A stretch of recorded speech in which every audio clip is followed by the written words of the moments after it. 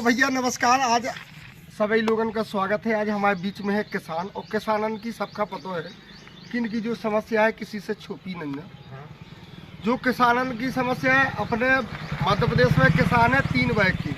सबसे पहले उच्च वर्ग, मध्य वर्ग और निम्न वर्ग। तो हम आप लोगों का बता रहे हैं, किसान जो सबसे उच्च वर्ग का है उसको कोई खेती से कोई लेना देना नहीं है। खेती से उसके कोई मतलब नहीं, खेती भी है उसके धंधे हैं, तो उसको खेती से कोई फर्क नहीं पड़ता है। दूसरा होता है मध्य वर्ग का किसान। मध्य वर्ग का किसान किसे कहते हैं? जो अपनी खेती पर ही डिपेंड रहता है, उसका पूरा काम है खेती, और खेती से सब कुछ होता है। तीसरा होता है निम्न वर्ग का। निम्न वर्ग का होता है कि खेती भी होती है और मजदूरी, दोनों वर्ग होते हैं उसके पास। तो अभी जो समस्याएं आप लोगों से कोई छिपी नहीं है। मध्य प्रदेश में मूसलाधार बारिश से किसानन की फसल नहीं बोनी हुई, तो सिर्फ 5% बोनी मध्य प्रदेश में भई है, और 5% जो बोनी भई उसका लग गई मारू, और मारू लग गई मूंगफली तक से ज़्यादा बढ़ी नहीं है। तो किसानन की जो समस्या है बहुत ज़्यादा है, और जो फसल जावे की होती इसमें ना तो पानी लगत तो ना खाद लगत, और किसानन की फसल जो हो जाती। अब किसानन की आगे फसल कैसे हो जाए, इस संबंध में हमारे साथ मौजूद है किसान, और किसान भी बताएं कि फसल आखिर कैसे होगी। तो सबसे पहले बताओ, आप ना हीरो मानी बताओ कि का कैसो का है फसल को? नहीं का अच्छा, बिल्कुल नहीं बुझी। बिल्कुल नहीं। तो का है समस्या है? का कहें का? अच्छा, और भैया हम एक चीज़ और आपको बताया कि पलायन है पलायन। जो निम्न वर्ग का किसान है वो तो पलायन कह चुके, मध्य वर्ग का किसान है अब उसको समस्या है। उच्च वर्ग का हम पहले कह चुके कि उसका कोई दिक्कत नहीं। जो मध्य वर्ग का किसान है सबसे बड़ी समस्या उस किसान को है कि आखिर जाए तो कहाँ जाए, क्योंकि कभी भी दूसरे राज्यों में ना तो मजदूरी के लिए वो किसान गया है, ना वो पलायन के लिए गया है।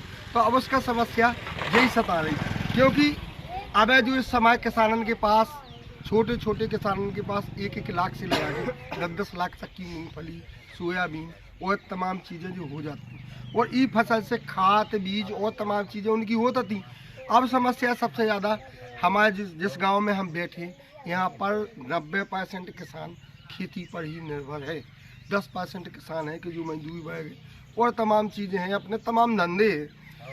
तो आज जो चीज़ें हैं सबसे ज़्यादा समस्याएं खड़ी हैं, भोजन तक के लाले पड़ गए। भैया बताएं किसे, बोलो मुँह से बोलो, का नाम है? पहले तो नाम बताओ। संतोष।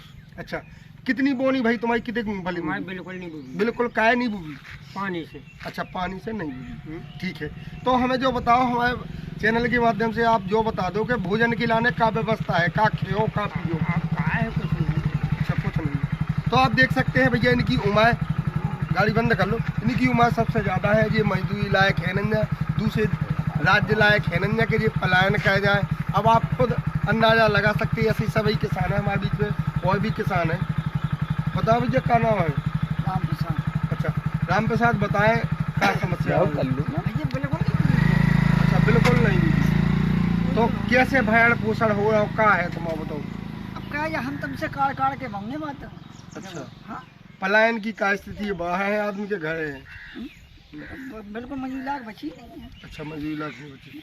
तो हम पहले कह चुके कि भैया कछु लोग हैं जो अपनी खेती पर निर्भर हैं, वे लोग मजदूरी लायक नहीं हैं। अब उनका भरण पोषण आखिर कैसे होगा? तो हमारा राज्य सरकार से अनुरोध है, माननीय मुख्यमंत्री जी से अनुरोध है कि गांव-गांव जाकर उन किसानों की सर्वे कराएं जिनकी बिल्कुल बोनी नहीं भई, और जिनकी बोनी भई उनकी फसल मारू खा गई, तो उसका भी आप देख लें, क्योंकि किसानों की जो समस्या है बहुत दयनीय है।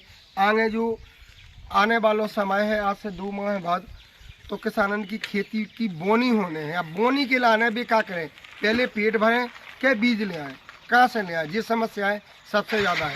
और कई ग्राम हैं ऐसे कि जिनकी बोनी हो गई, फसल भी उनकी बढ़िया है, तो उन ग्रामन में ना जाएं, उनमें सर्वे ना करें, उनकी जांच कर लें कि किन किन ग्रामन में बोनी आखिर भई है, किन ग्रामन में नहीं भई। क्योंकि कई ग्रामन में हम लोगों ने भी भ्रमण करूँ, वहाँ के किसान खुशहाल है, उनकी फसल भी ठीक है, ठीक ठाक है, जो हो जाएगी।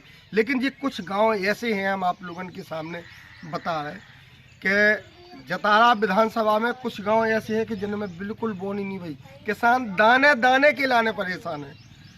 अब आप खुद अंदाज़ा लगा सकते हैं कि जो फसल किसान की, जैसे मूंगफली और सोयाबीन तमाम चीज़ें जो होती थी, वो जो फसलें आज नहीं हो गई, तो किसानन का इसको चैत के समय में दिक्कत आने जो आगे आने वाला समय है, जैसे फिर भी उनका खाद बीज से लगा के सब साहूकार ज़्यादाओं से उधार ले लेके जैसी जैसी बोनी करने हैं चैत के समय उते के ही होने हैं, सो उन्हें अपनो डंडा ठोका ताजाने के ले आओ भैया।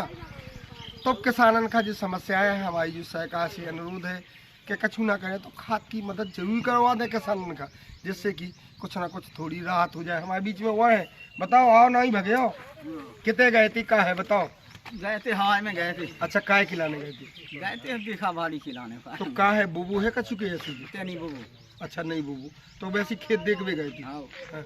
वो जिनको बुबू है उनका मारू खा गई, खा गई है ही नहीं है कछु। हाँ हाँ, जिन्हें अगर लगत लगा भी दई तो उसका मारू खा गई, उसमें कुछ है नहीं। कुछ है ही नहीं। और दूसरे नंबर पे एक चीज़ और है कि हमारे जो जिले में है गौशालाएं भी बन गई, लेकिन जो आवारा मवेशी हैं वे दिनों रात चल रही। आप रोडन पे कहीं भी आप जाए, रोडन पे आपका आवारा मवेशी बैठी मिले। और साल में ऐसा नहीं है कि हर महीने 50 से लगा के 100 के औसत से लेकर जितनी भी घटनाएं हो रही रोड पे आवारा पशुओं से हुई।